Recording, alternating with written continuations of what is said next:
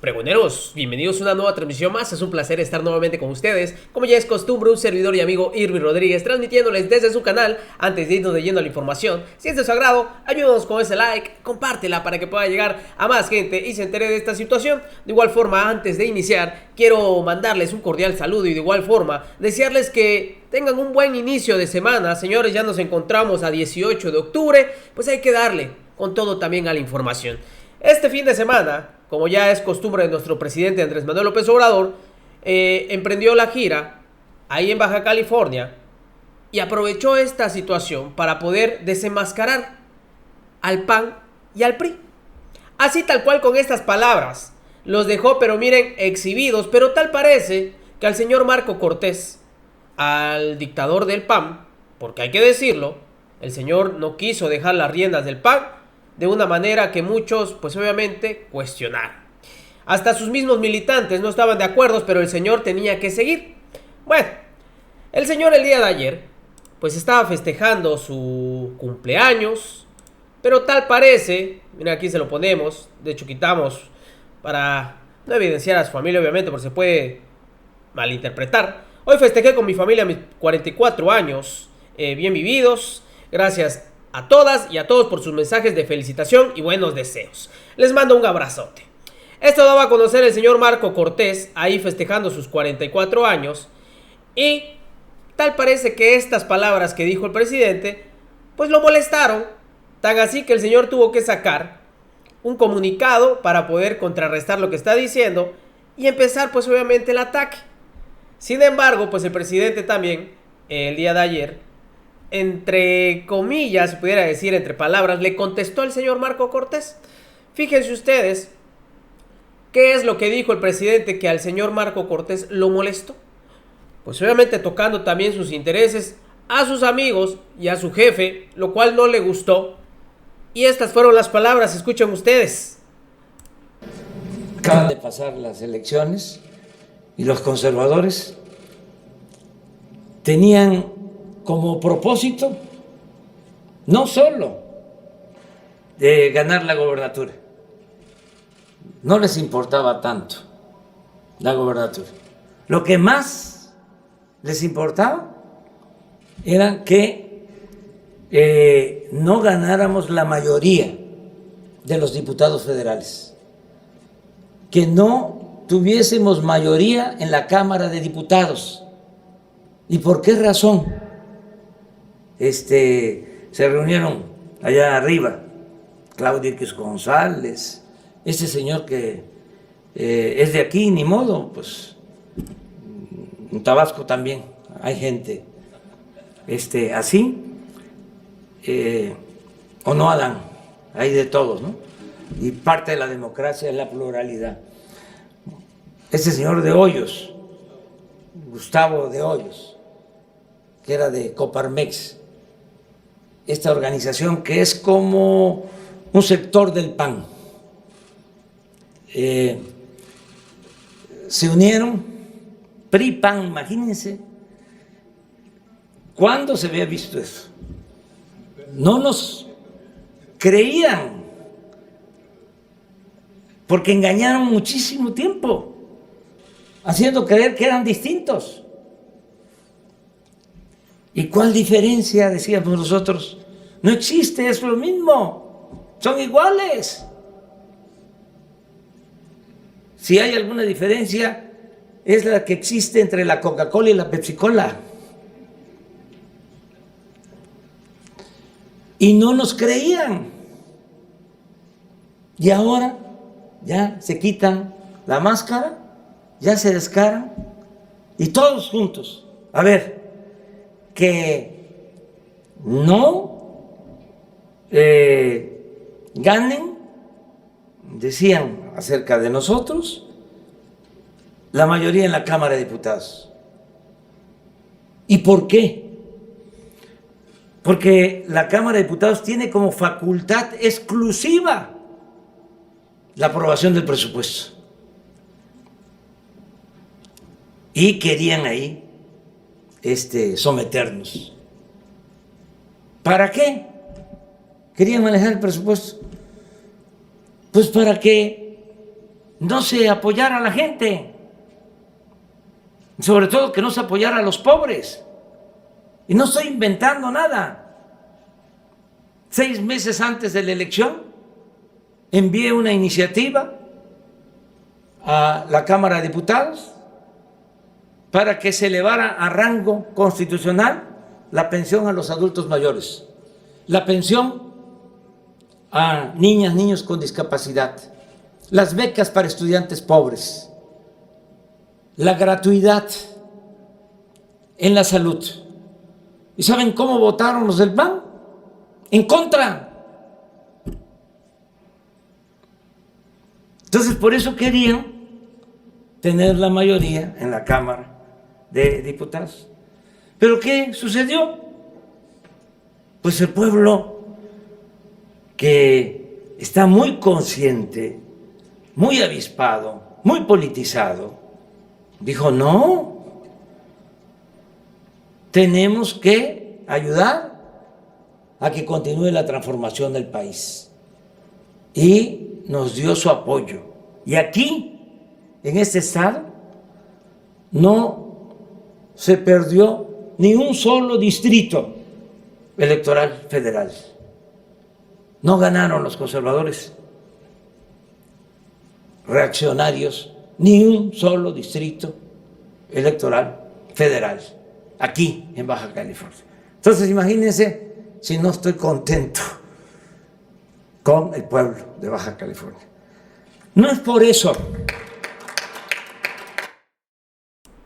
Estas palabras que dijo nuestro presidente Andrés Manuel López Obrador, pues no fueron muy bien tomadas por Marco Cortés, quien en acto seguido, en pleno cumpleaños, vean ustedes, la promesa de López Obrador de no endeudar más al país y no pedir prestado es una mentira más. La realidad contrasta con su discurso. Su gobierno pasará a la historia como el más ineficiente, más destructivo y que aumentó la deuda del país. Sacando este comunicado que les presento aquí en sus pantallas, vean ustedes, de hecho me voy a salir para que lo puedan observar mejor, y decía: Ciudad de México, a 17 de octubre del 2021, en pleno cumpleaños el señor, pues le arruinaron ahí su plata de pastel, y saca este comunicado.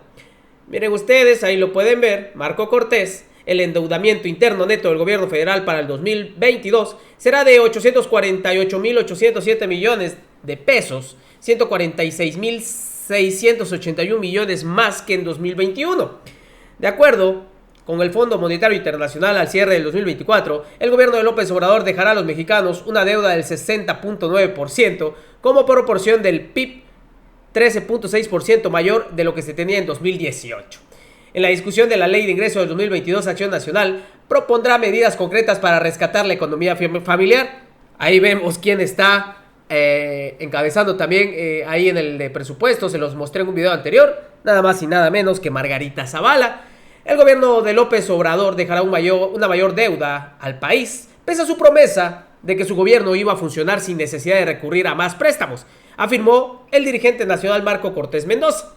El discurso del presidente López Obrador de que su gobierno funcionaría sin contratar un solo peso de deuda es otro engaño más a los mexicanos, pues el proyecto de ley de ingresos 2022 contempla un endeudamiento interno neto del gobierno federal por 848.807 millones de pesos, 146.681 pesos de más. Creo que les estoy leyendo lo mismo. Miren, hasta eso repitieron otra vez. Señalo que el documento que se discute en la Cámara de Diputados considera 158.825 millones de pesos de financiamiento, cantidad que representa un aumento de la deuda del 16.7% en términos reales con respecto a lo solicitado para este año. Fíjense ustedes, así de ardido sacó este comunicado. Estos números confirman que la promesa de López Obrador de no endeudar más al país y de no pedir prestado es otra mentira más de las muchas más que a diario recetan los mexicanos en las mañaneras. La realidad contrasta con su discurso de que su gobierno funciona sin contratar un solo peso de deuda. El gobierno de Morena pasará a la historia como un gobierno más ineficiente, más destructivo y además que aumentó la deuda del país. Fíjense ustedes nada más, Fíjense. Así de ardido sacó en pleno cumpleaños este comunicado. Pero de igual forma el presidente de la República pues tiene que hablar con la realidad y obviamente le creemos más al presidente Andrés Manuel López Obrador que a estos personajes que a lo largo de la historia simplemente se han dedicado a saquear a México. ¿Quién le cree a Marco Cortés? ¿Quién le cree al PAN? ¿Quién le cree al PRI? Que sabemos, como dijo el presidente de la República, que en su momento se hacían pasar como que eran diferentes, que entre ellos se peleaban, se disputaban para poder cambiar a México cuando eran lo mismo. Simplemente se pasaban la estafeta para seguir mintiendo. En un video anterior, un servidor les presentó cómo nos engañaron por 2 sexenios, tanto ahí Felipe Calderón y Enrique Peña Nieto, diciendo que la gallina de oro se había acabado, que esto necesitaba pues obviamente otras medidas, lo cual sabemos era privatizar, vendérselo a las empresas extranjeras, ellos sacar pues obviamente sus jugosos contratos, y obviamente no le interesaban los mexicanos. Estos son unos verdaderos sinvergüenzas.